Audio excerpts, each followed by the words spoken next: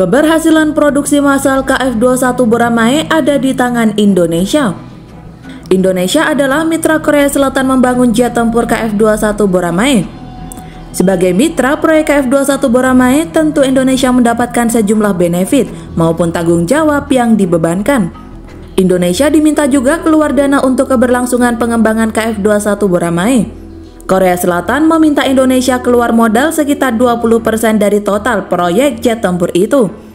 Jika dihitung 20% itu sebesar 1,7 triliun won atau sekitar 19 triliun rupiah.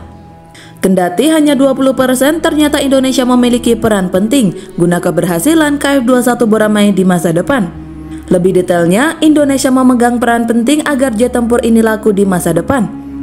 Mengutip dari The Hanyoreh mengatakan bahwa Indonesia membantu Korea Selatan mencapai skala ekonomi KF21 Boramae. Sederhananya, Indonesia bisa membantu Korea Selatan balik modal. Alasannya, Indonesia akan menjadi customer pertama KF21 Boramae dengan membelinya 48 unit. KF21 Boramae akan memulai tahap produksi massal di pertengahan tahun 2026. Walaupun berhasil mencapai tahap itu, tetapi produksi massal bukanlah akhir perjalanan.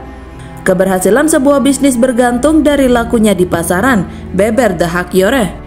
The Hanyoreh juga menekankan bahwa ekspor KF21 Boramae bisa berhasil jika Indonesia tetap join kemitraan ini.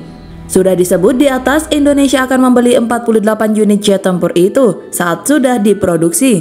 Artinya, Indonesia adalah pelanggan pertama di Asia Tenggara dan dunia KF21 Boramae.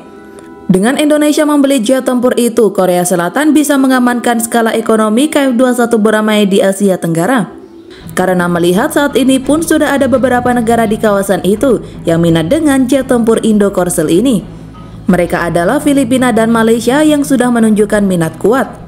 Indonesia akan menjadi pelanggan skala ekonomi KF21 Boramae di Asia Tenggara, sambungnya. Selain itu, Indonesia ternyata juga menyumbangkan bahan baku penting pembuatan KF21 Boramae. Bahan penting ini adalah urea dan nikel. Bahkan, impor bahan baku ini berjasa memperkuat basis industri teknologi pertahanan Korea Selatan. Indonesia adalah produsen nikel terbesar di dunia, yaitu mineral utama baterai kendaraan listrik, terang Get News.